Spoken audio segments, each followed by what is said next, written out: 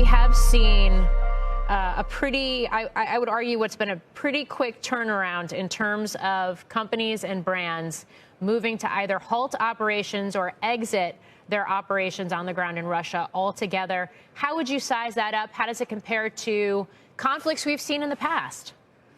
Yeah, it's a great question. First, thanks for the opportunity for having me on, Morgan, David, and Mike. I really appreciate the opportunity. And it's really interesting because what we're seeing right now is amplified, it's accelerated, it's fast. And companies really don't have a choice, because what we're seeing is that we're seeing the illustration of a ruthless dictator who is committing crimes against humanity. And so for a company to say that we're not going to have an immediate reaction to that, where there's almost no wiggle room, there's no two sides to a story. This is simply something that I think consumers are saying, you have to basically make a stand and take a statement on this and pull out those monies and forego those short-term profits, because I mean, we're talking about something that is just hard to imagine in terms of a transgression against humanity. So you're seeing companies react very quickly. And if you're a company, Morgan, you don't want to be the last one jumping off of that bandwagon. Yeah, that said, it is tricky, though, right? Because you have healthcare companies that are continuing to operate within the country because they're supplying things like vital medications that are helping to keep people alive, and other types of companies that are supplying means for survival for the general population. So I guess walk me through the potential discussions that may be happening behind closed doors where some of these things are concerned, especially, for example, if you're a tech or a media company and we have this digital iron curtain that's essentially closing down around Russia right now.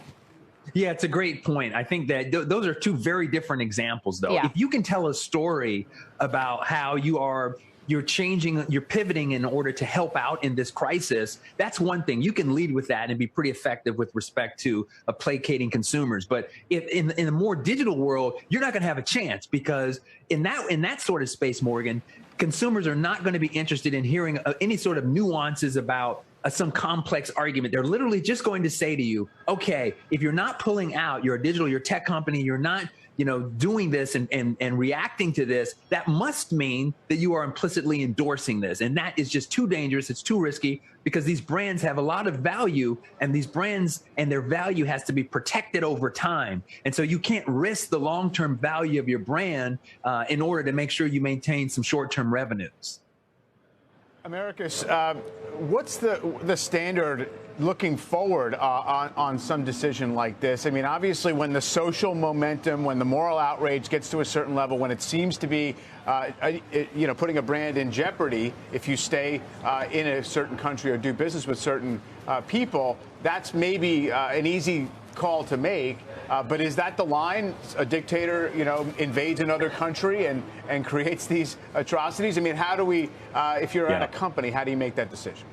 Yeah, I think that there is a decision calculus. You're 100% correct. You're weighing the ROI of moving quickly and taking a stance and making a statement about, well, this is what we stand for, and here's our reaction to this. I think in this case, because again, it's not ambiguous, and I am unaware of anyone trying to tell a positive story about this. So because it's a 100% saying, listen, there's a ruthless dictator who is killing children and bombing hospitals and basically engaging in genocide. If you're a brand, you're a company, you're probably in the C-suite saying, you know what, this is not that big of it's not a no-brainer. I mean, we have to basically come out and say, unless it's that other situation where it's like you're providing aid and those activities in the business model are actually trying to help out in this crisis, you have no choice but to say, listen, we got to pull out now, and we got to make sure we're not the last ones to pull out.